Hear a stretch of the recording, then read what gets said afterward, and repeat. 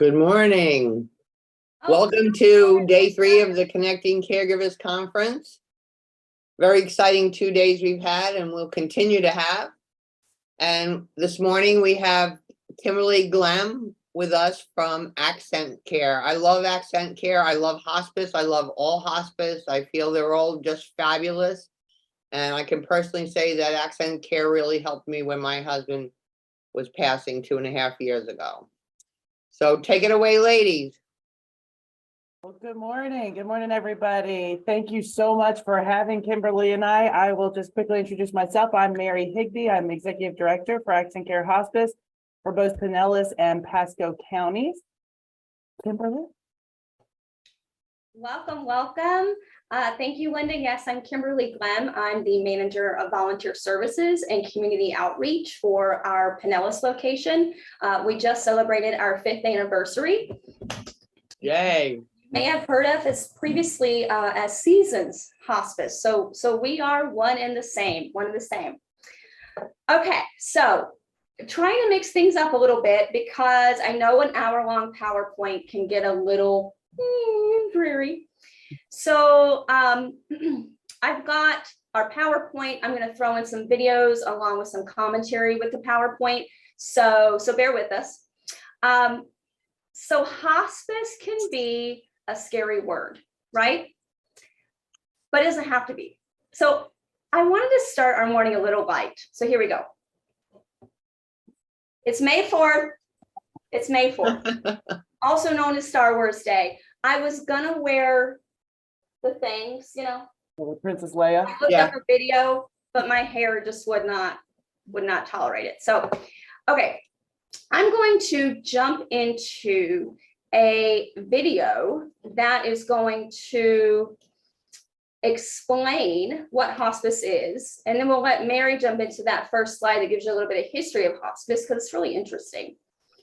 All right, here we go. I need to hold on one second. I need to share my sound. Share sound. Okay, here we go.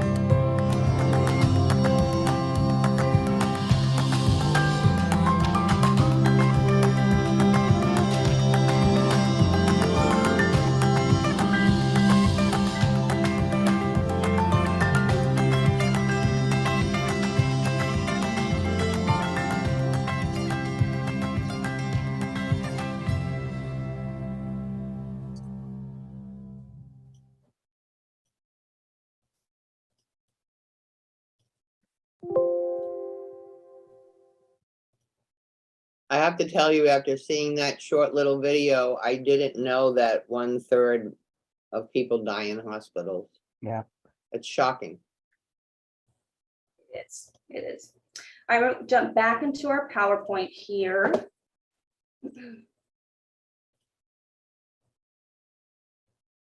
And as I talk about the history, a brief history of hospice, and I'm really just going to spend just a moment, but to the same point, Linda, it's still stunning to me as you're going to see the timeline here for hospice here in just a moment, just how relatively new hospice is as a recognized healthcare service.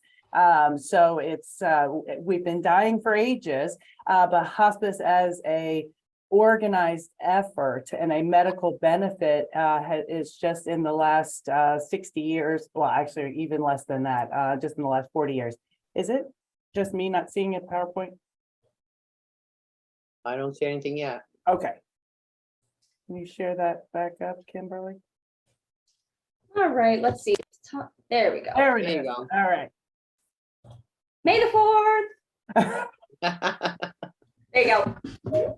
So for those who don't know, so really the word hospice in its current definition all started from Dame Cicely Saunders. She was from England. She was truly is known as the founder of the hospice philosophy and movement as we know today. It was just in 1963 when Cicely came to the United States and did a talk at Yale University and actually introduced this concept of what does hospice care, what do folks at the end of their life need for support. In 1967, she opened the very first hospice house or hospice inpatient center in the UK. It wasn't until 1974 that we founded our first hospice in Connecticut in the United States. Less than 50 years ago. It still blows my mind. And at that time, hospice was still volunteer driven. It was completely started as a volunteer driven. There was no reimbursement. It just didn't exist in our medical system. So it wasn't until 1983 that Medicare recognized hospice as a benefit and signed it into law. And then again, look at that, 1993 until it became a nationally guaranteed benefit. So that's only 30 years ago. It still blows my mind when you look at hospice, because again, everybody needs and deserves. But when you see those statistics of a third of folks still passing the hospital, well, we've got a lot of history to still erase to speak about and to have it ingrained into our culture, both our medical culture and our societal culture. So just a little history to give a little picture of just relatively how new hospice is in the medical world. And just briefly want to talk about, what is hospice and what does it provide? Again, hospice is for folks that have a prognosis. So a physician has determined that they believe that if there's no further treatment given, that a person has 6 months or less to live. Now, we don't have perfect crystal balls in this world to determine that time frame. So again, it is based on a very heartfelt and honest conversation between a physician, a patient, and their family to decide when they're ready to stop aggressive treatment. So if it's a cancer diagnosis, things like chemotherapy, if it's somebody with a heart failure diagnosis, are they done going to the hospital? Are they ready to just stay home, be treated at home, keep their symptoms at home at bay? So again, we have folks on our service that are with us much longer than 6 months. And there's things Medicare is built in for how we continue care beyond that. Because again, nobody has that exact date, but that is the definition of hospice as Medicare sits today for a prognosis of 6 months or less. We can continue to debunk the myth that hospice is just for those last few days. It is our honor, our privilege, and certainly our preference to walk the journey with the family for much longer than just those last few days. But we'll be there for it all. Whether it's the last hour, the last year, we are here for our community. But within the Medicare benefit, and this is probably the best benefit Medicare ever created, and I believe this with my whole heart, because it is a team-focused benefit. It requires, it doesn't just include, it requires we provide physicians, nurses, aides, social workers, and chaplains. Requires that. How amazing is that? That they are that thoughtful in the model that Cicely set out all those years ago to know that this is a team approach. This is a holistic approach. This is not just a medical approach. So what do we provide? Of course, we provide medications. We certainly, we're here to treat symptoms, prevent symptoms, treat them when they arise. So we certainly do that. We do a lot of de-escalating of medications for patients who may be on a lot of stuff from their multiple disease process. We try to pare those down, again, from a comfort perspective to prevent side effects. We have our home health aides that come out, provide personal care, bathing, showering. Sometimes we do a thing called namaste care, where we use massage and lotions to, again, comfort, make the patients feel comfortable at home. We provide medical equipment from hospital beds, oxygen, anything, wheelchairs, walkers, anything that the patient needs in their place of home. And we serve patients wherever home is, whether it's a house, an apartment, a nursing home, an ALF, We also serve our homeless population. So wherever the patient is, we go and we provide the equipment to where they are. As I mentioned, we have social workers. Our social workers are there for a multitude. Our social workers are trained in counseling, as well as, of course, helping provide community resources to our patients and their families.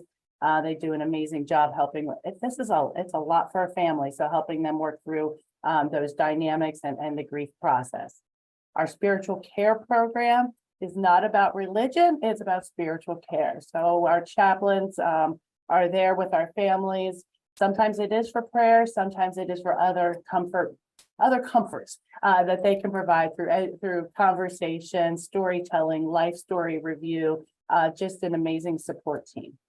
Within the benefit, we have what's called respite care. And I know Kimberly's going to talk a little bit more about this, so I'm not going to talk too much other than that there is a built-in benefit for a 5-day respite stay where we place the patient in a center for those 5 days to give those caregivers a break. Again, we're going to get into more detail in a little bit. We do have access to physical therapy. A lot of folks say, well, you can't get physical therapy on hospice. Well, there are needs. We're not here to rehab a patient, but we are here to keep them safe. And as there certain declines and changes in their functionality occur, things like how to use a walker. If somebody's never used one, there is a skill to that. So we do have the opportunity to bring our physical therapists to help with home safety, making sure equipment is safe, making sure folks know how to use equipment. Of course, we have grief counseling. We do a lot of anticipatory grief counseling. That's why, again, the longer journey we have with a patient and their family, the more we're able to impact that anticipatory grief.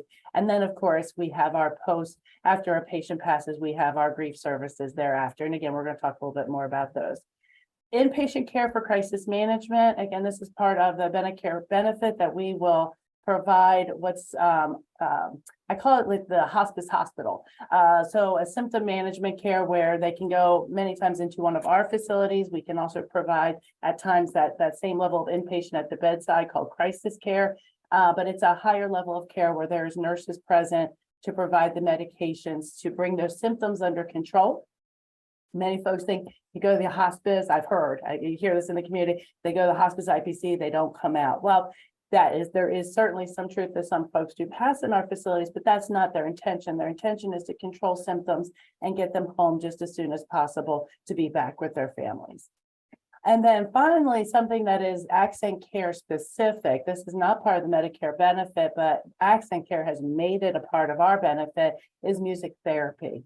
The studies that have been done over the last 25 years on music therapy and hospice, a lot of it has been done looking at our care through seasons and now AccentCare, because we have found such amazing results. The therapeutic effect of music, meditation that our therapists do is just, it's out of this world. So we are very honored and privileged that we are able to offer that service to all of our patients.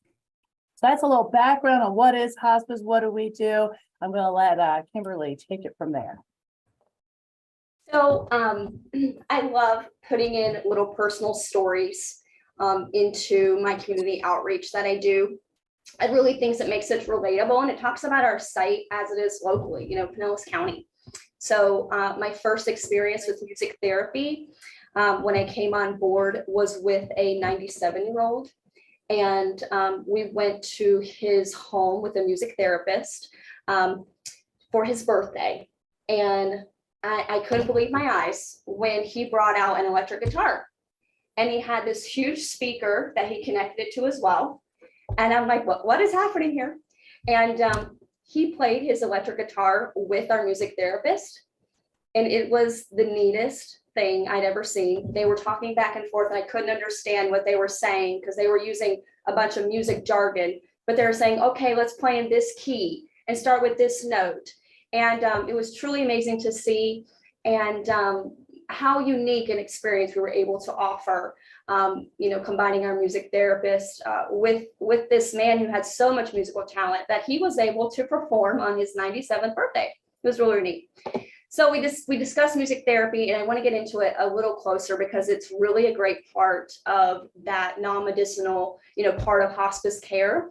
And so I want you to see it in person. So I've got one more video here, so we can see what music therapy is like. Okay, here we go.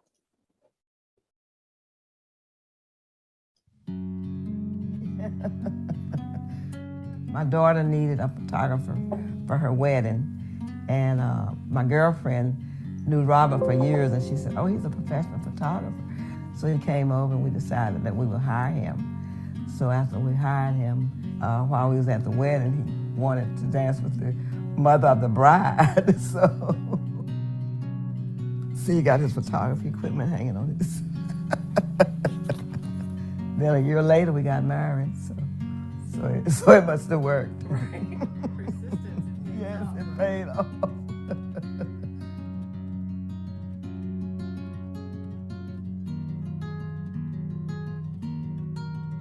He was busy at church. He was a steward at church. Oh, he was just so busy doing so many different things. But we did like to go dance. He belonged to a fraternity. He just enjoyed being around people. He liked people. He liked to attend parties, and he liked church. So I said, well, I might be able to make it with this man. So it worked out. We've been together for 33 years. Yeah.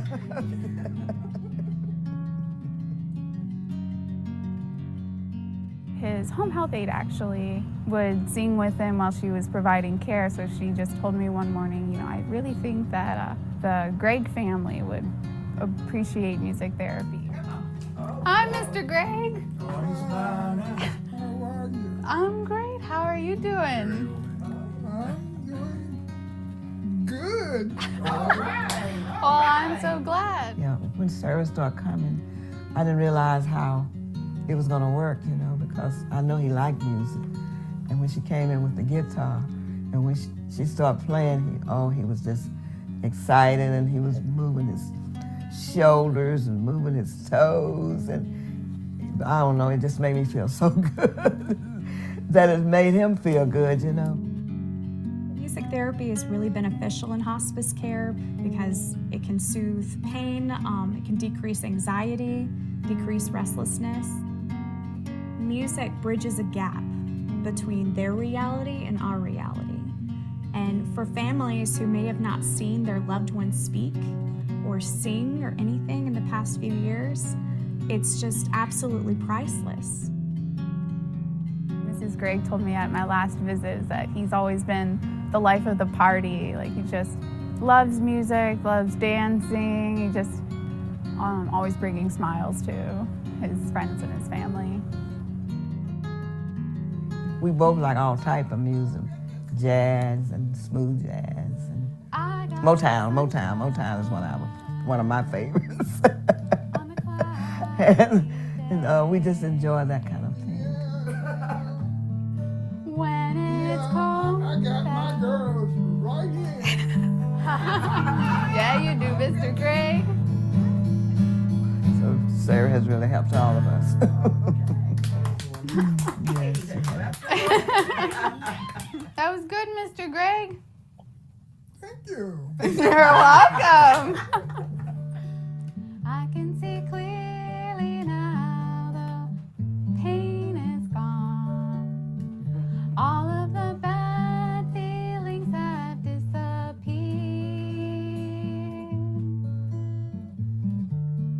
Here are the rainbows I've been waiting on. Okay, now I'm crying. I know, it's such a lovely video. It really, I like that one. Beautiful. Okay, so we took a little bit of an angle on our original presentation, and we're presenting on the 5 ways hospice supports the caregiver. So let's talk about training and support. Huge part of hospice care is the training and support that we're offering to not only the patient, but also, the caregiver. So Our nurses offer a ton of training at bedside, whether it's on, as Mary mentioned earlier, our medications. So their side effects, dosage, usage. Our nurses are going to be educating on symptom education. And because we want all of our families to feel comfortable and confident that they can care for their loved one at home, our caregivers, our nurses are going to train our caregivers on things to look out for and what to expect as we, transition to that end of life. We also offer, really easy to read literature for those caregivers, that want something to read in private or to have something to refer to, anytime they need. And then for our home patients, we provide comfort packs. So this can include medication for breakthrough pain or anxiety. And this kit inside it has really helpful guides for the caregiver to reference. So it's a really great tool that enables them to continue to care for their loved one at home because they have all the medications necessary to do so. So earlier, Mary had mentioned, social work. Our social workers, they're wonderful people. They help our patient and our caregiver learn about what hospice truly is and how to process that end of life journey. So they'll even help in things like choosing a funeral home and making last arrangements, because if you haven't done that before, you would be lost. Where do I start? So a social worker is going to help you from the very beginning of that and walk you through that whole process. So they do so much, really. We could talk about social workers for the full hour, but they identify family and caregiver needs. They offer support to that overwhelmed caregiver, and how do they do that? So they help with conflict resolution amongst the, patient support team. That happens. End of life brings along a lot of emotions. It doesn't always bring out the best in people. We help with that. Our social workers are also going to provide community resources, such as information on our support groups and more practical things like house cleaning and, affordable house cleaning. Caregivers don't always have a lot of time to do that. So we can help you find affordable house cleaning in the community or other resources, grocery shopping, things like that. We just had a social worker help a family find a travel massage therapist.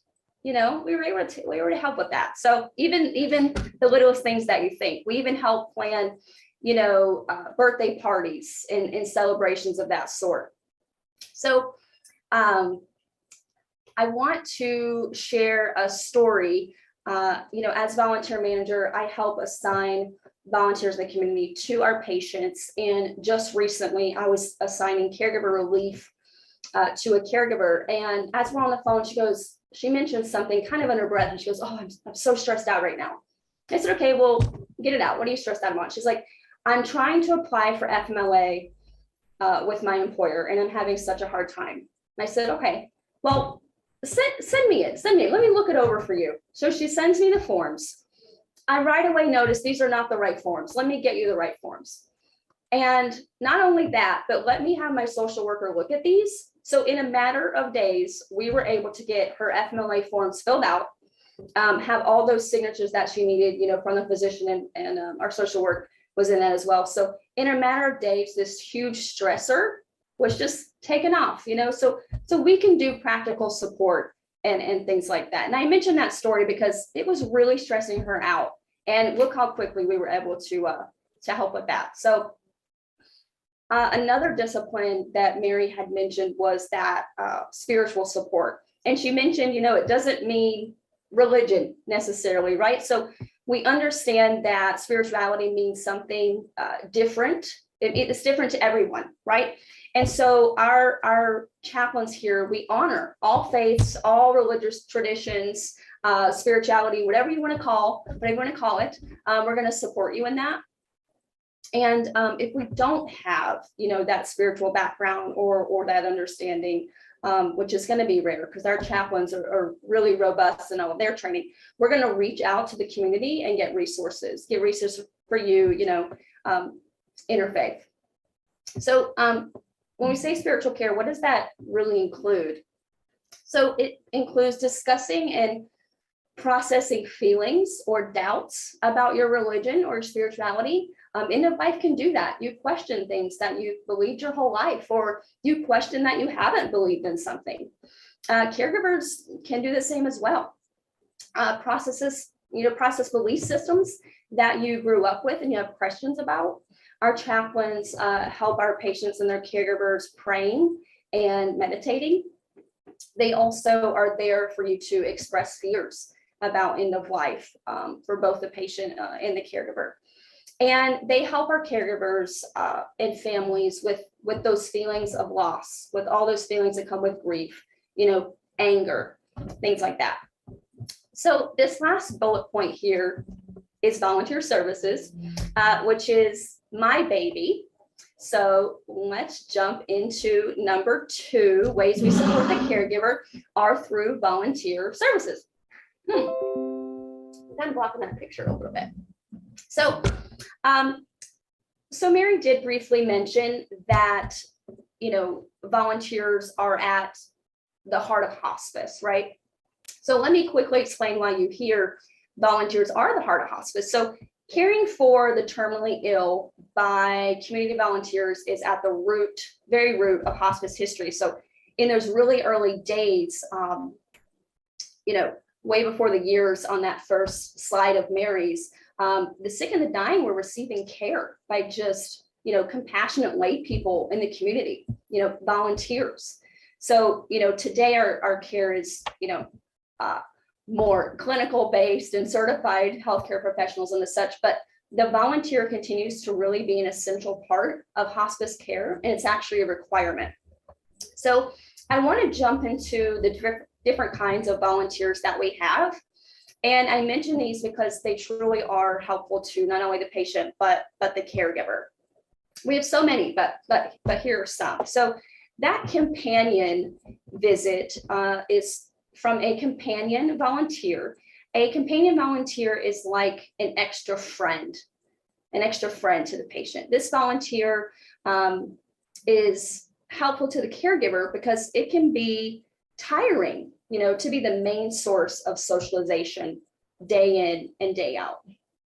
So our volunteers come in and they take those reins for a bit and they offer, some variety to the day as well. I have one volunteer who she visits a man in our services who he really likes to watch sports, and his wife does not. So this is really a nice break for her. So she comes in and she watched all the sporting events with her, and the wife doesn't have to. So that's a really good pairing, actually. They both like the Tampa Bay Rays. So I was happy that this is working out so well. So these visits usually last, 1 to 2 hours. And I'm really amazed at how quickly the connections are made between our volunteers and our patients. When a volunteer goes out on a visit, they have to complete a visit note, which is a documentation of how the visit went. Do you want to report any changes that you saw in the patient, anything like that? And sometimes these visit notes, they just make my day, the connections that these people are having and how open our patients become to our volunteers and the relief that it gives the caregiver. So that second bullet point is a practical support volunteer, and it really is just that. So I have a volunteer right now who's acting as a librarian. So she visits our patients and she exchanges all of her library books for her. So, for the caregiver, that's one less thing that they have to take care of, one less errand for them. One less errand for me is music to my ears. So our volunteers are able to do that. So this last one, this caregiver relief is a really popular one that I'm always looking to place. This volunteer is someone who comes into the home and then relieves the caregiver so, they can leave. So, we know the work of being a primary caregiver for someone who is seriously ill, on hospice services can be, like a roller coaster. So there are times when it feels really special to be able to share those moments with someone. But there are times when it's quite stressful. You know, you're overwhelmed with managing appointments and medications and personal care for this person, and it can be quite overwhelming. It's okay to experience those feelings. But, you know, caregivers really need to care for themselves too. We always hear you can't care for someone else if you're not caring for yourself first. And it's so true. So I want to give a real life example of this. And so I have, look at that right behind me, how nifty. So I want to give an example of some feedback that we've received from a spouse of one of our patients who received caregiver relief. And I have this feedback because I send volunteer appreciation questionnaires out from time to time just to get feedback from the family. I also like to provide this to the volunteer from time to time just to say, you know, you're doing good stuff. You know, your bucket is filled. We appreciate you. Here are the words straight from our patients and our caregivers. So I'm going to omit, you know, the names and use words like volunteer and patient. So bear with me here, but I asked to describe your volunteer in 3 words. And the caregiver said, kind, helpful, and lasting friend. I want to be described like that. Those are great verbs. So my volunteer was the kindest and most helpful to both of us. He allowed me the opportunity to lead my husband in his excellent and caring care. We didn't know him for very long, as my husband was nearing the end of his life, but he listened and enjoyed all of my husband's accomplishments. They shared many stories. So my next question I ask is, how has volunteer services helped you? And she said, it was a godsend for me and my husband. The volunteer could not have been a better match. He helped me get groceries up my 2-story house steps, and he wired a DVD player so that my husband and he could share some of, they had similar taste in music. I had no idea there were people like him who could lighten the burden of caring for a bedridden partner, a true angel. And then she said, thank you, Kimberly, you did great. So that was really nice feedback straight from a caregiver who was using caregiver relief and obviously very satisfied with it. So right now, our caregiver relief, you know, they come to the home for a variety of reasons. So sometimes, you know, a caregiver needs to run errands. They need to go to pick up a pub sub. They need to attend a doctor's appointment, go to a school conference, you know.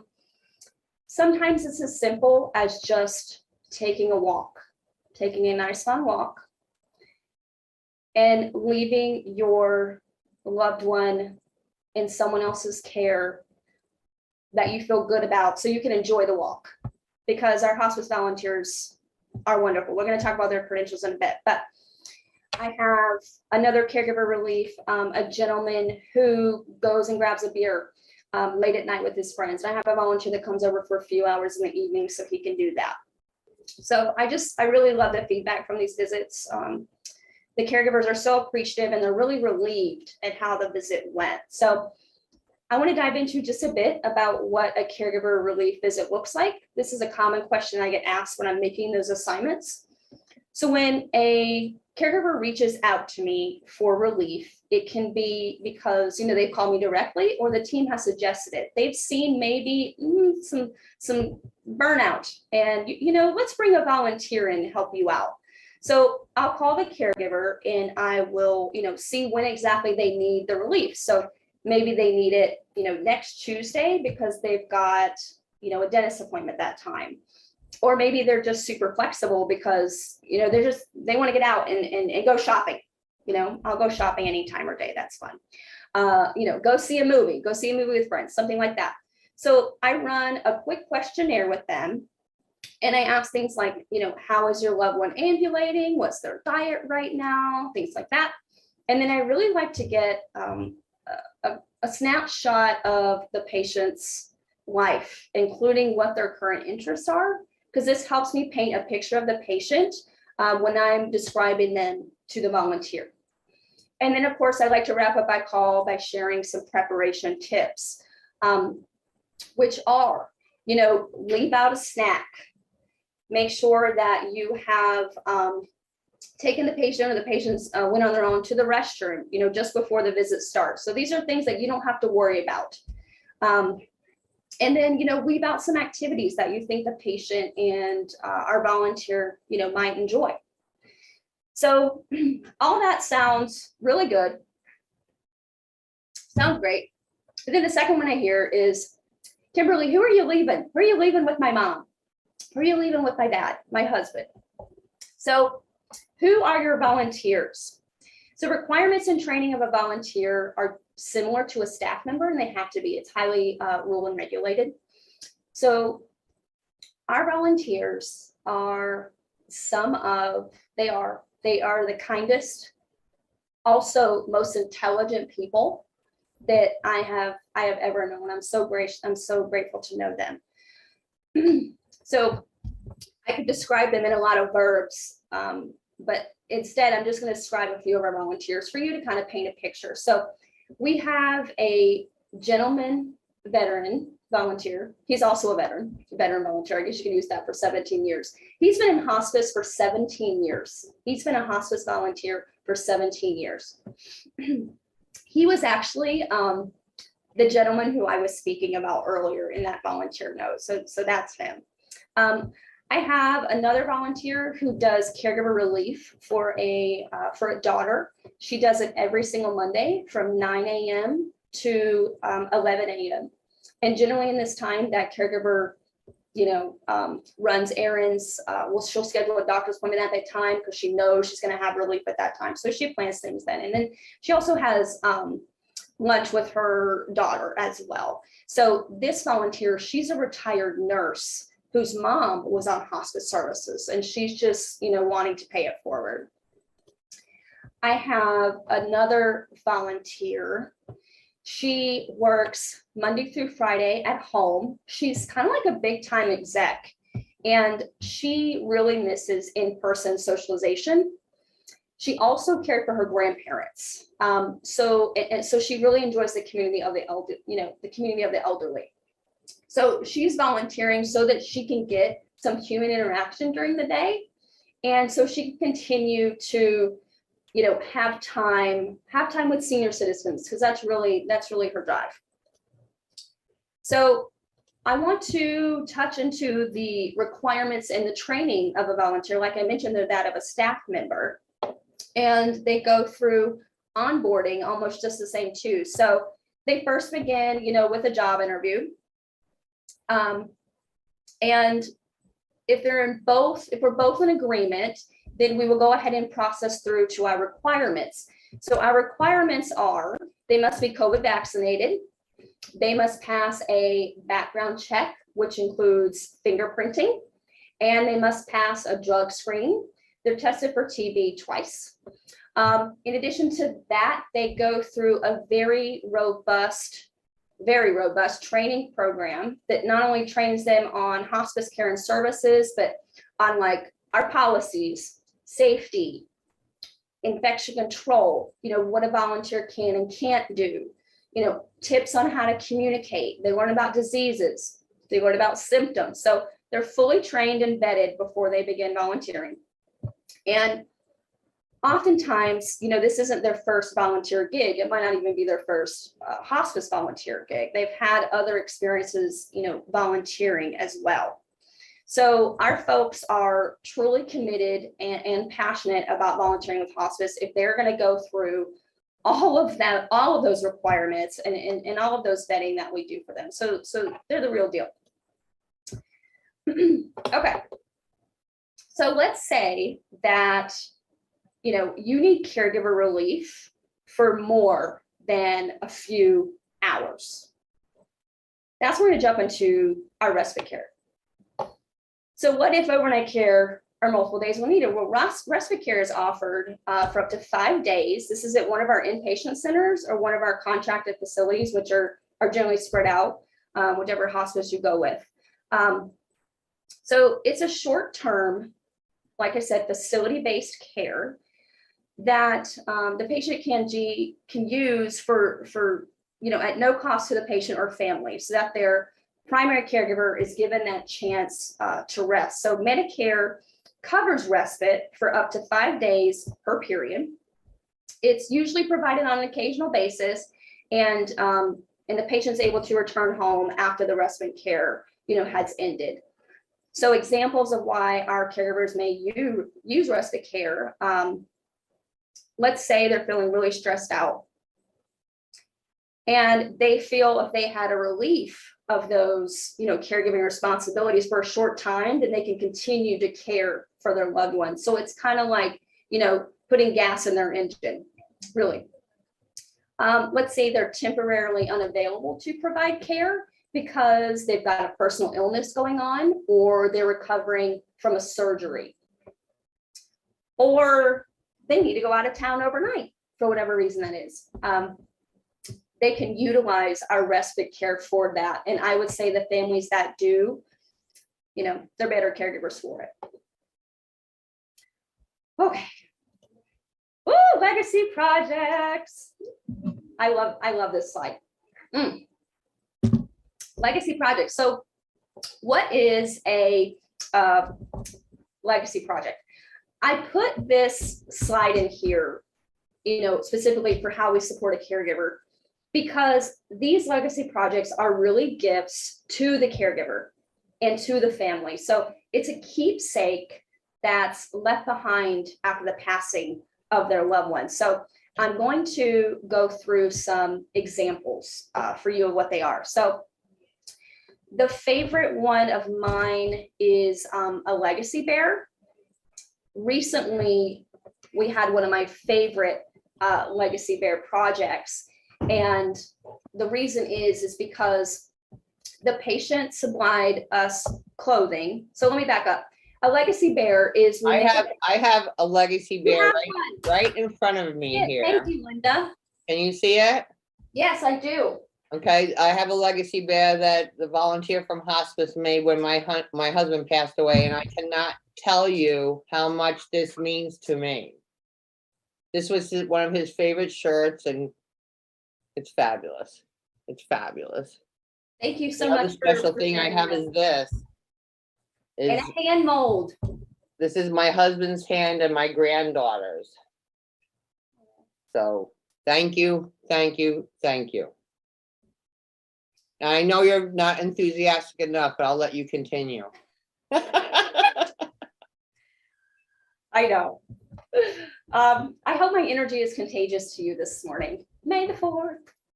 So I'm so glad you shared that, because it really is such a cherished keepsake. And that's the feedback that we get when we deliver these. So those legacy bears are made of the actual clothing of our patients, of our loved ones.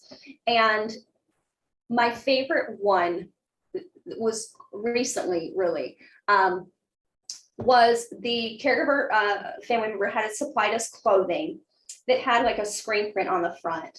And the screen was getting kind of wrinkled, kind of cracking. And there were some real set in stains in this shirt. So I know that this shirt was worn a lot by this person, and likely the family saw them in this shirt. So while that bear, it wasn't our prettiest bear, it had, like I said, some cracking in the screen and some stainage, from a hamburger or something. I mean, what a great shirt to remember someone from, because they really wore it. So if you see that first picture there, it's got that heart emblem there. And it says, "Once my clothes and now a bear, hug it tight and know I'm there." So I think that really speaks for itself. Not only can we do bears, but we can do pillows, which I do have some of those here. I'm letting someone borrow all my, I'm gonna have to turn all that up to see it. But, well, you can imagine a pillow. That pillow is made out of our patients' sweatshirts. We have them made out of pajama pants. I mean, you name it, for grandkids, things like that. So They made a bear for my granddaughter with the shirt that my husband wore to her wedding right before he passed. Oh. Yeah. Oh, that's neat, Linda. I haven't heard of that kind before. So wearing a significant piece of clothing because it meant something. Yeah. Okay, that's really good. Thank you for sharing that. I'm going to remember that to tell our patients. We have thumbprint necklaces, we have photos, things like that. So I'm looking at my time here because I'm a chatty Cathy. So who funds our legacy projects? This is funded by the Seasons Hospice Foundation. So this is our nonprofit foundation. This it offers so much to us. It offers financial assistance to our patients and their caregivers for, you know, some of the needs that they have that isn't covered under, you know, traditional hospice benefits. So this can be like, you know, an act of kindness. So supplying some pajama pants, you know, supplying some pajamas. I'm covering some travel cost, you know, so someone can visit, helping pay an electric bill, things like that. So our legacy projects are funded by Seasons Hospice. And I always like to mention that because our caregivers can utilize our Hospice Foundation monies. A little more of a chat, but I like to bring that in. So, okay, we're doing okay. It's our last slide here. This is number 5. How we care for our caregivers is this bereavement support. So, you know, we get feedback time to time. You know, my loved one passed. I'm gonna miss you all. I'm gonna miss you all. You've been in my life for so long. Well, we're not necessarily leaving. Care doesn't end after, you know, your loved one passes.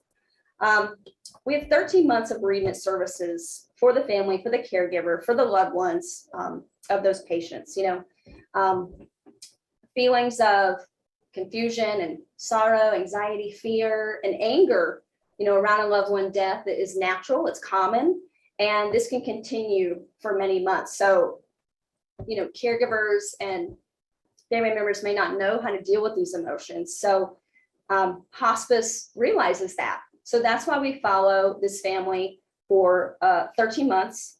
We provide person-to-person support, memorial services, you know, support groups. We provide community resources and also materials, so literature that you can refer to and read at your convenience. So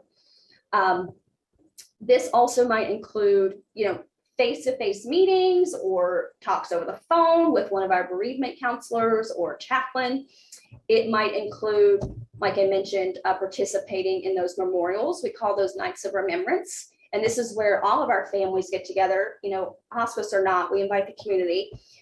It's an interfaith service, and we gather together. You know, we remember the meaning and the purpose and the impact of a loved one's life. So I was very fortunate to be a part of last year's, and I was really surprised at how much we were able to connect in this virtual environment.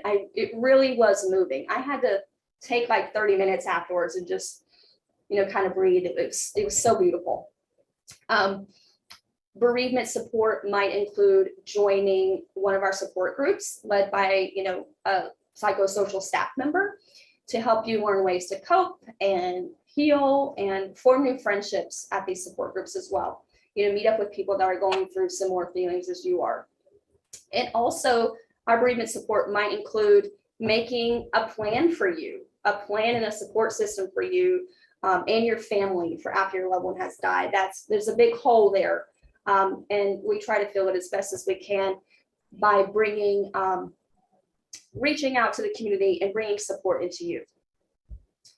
So we also have, I wanted to mention, we support children too. So we have a Camp Kangaroo. It's a children's bereavement camp. It's a camp where children can journey, you know, through grief and also embrace their life in a safe and supportive atmosphere. So it's free of charge, completely free to children in the community. They do not have to be, you know, part of our hospice services to utilize this. And they're attending this camp because they have, you know, suffered the death of a loved one.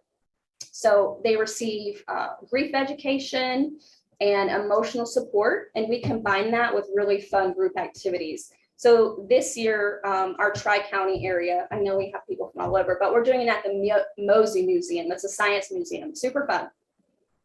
So it's really a one of a kind program. It's psychotherapy and creative art therapy based, and it's you know, led by professionals and our trained volunteers as well. I think one of the best, both of my grandchildren, when their dad passed away, went to a bereavement camp. And I think that one of the biggest things for them was being with other kids that were just going through what they were going through. Just like caregiver support, it's children's support for them to be with other kids who lost a mom or a dad or, whoever it was. And I know my granddaughter is still friends with one of the kids from that camp so many years later, but yeah, they're fabulous. That's wonderful. I'm so glad you shared that. And I really want to include it on this slide because I want to continue to educate the community about Camp Kangaroo, because it is such a unique experience. Yeah. That needs to be commonly talked about. So let's see. Yeah, it does. It's wonderful for children. They have fun, but then they do these really neat exercises, art projects and things like that, which really allow them to apply these outside of camp. When you feel sad, what are you going to do? Yeah. What are we going to do every night, to think about so-and-so? So really creative sources of healing for children who really need it most. So what I also like about Camp Kangaroo is that it's going to offer support, to the parents, to the caregivers of these children to help them cope with the loss of a loved one, but also to help them communicate to their children about grief, and also give them some tips too. So last year I was able to look through, the caregiver workbook, and it had really neat tips and interesting exercises that I had never thought of before on how to talk about the loved one actually, because that can be really tricky. Yeah. I'm not super experienced in that. We might have to do a whole nother session on that in the next conference. Absolutely, we could. So that's a really neat thing that we have here. I'm going to, because we're near the end here, Mary, I'm going to play a quick Camp Kangaroo video. Did you have anything to kind of add, or can I wrap it up with that? Go for it. Okay.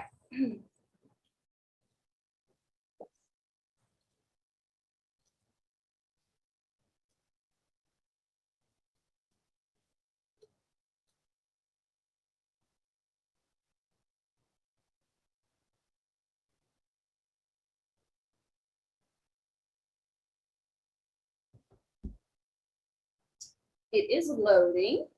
Okay.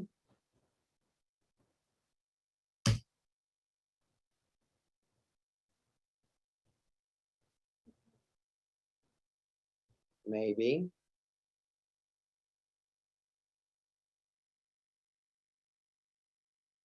I'm not seeing anything, are you?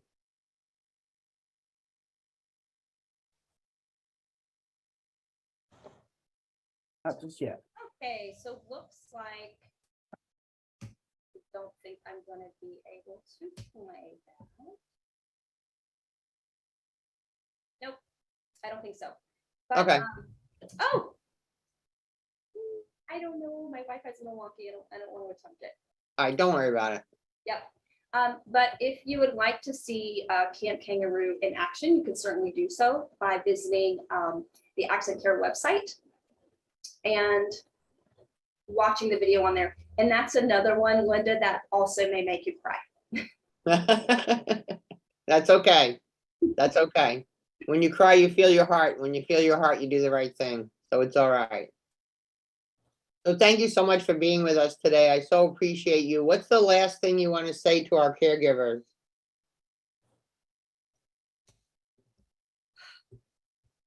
Caregiving is so hard, and you're all so brave. You're doing a great job. You're doing a great job. I constantly remind our caregivers every time we get off the phone, you're doing a good job. Thanks so much. It was so nice meeting you, Kimberly. I hope we meet in person soon. Thank you all so much. Have a delicious day. Thank you, guys. Thank you, Mary.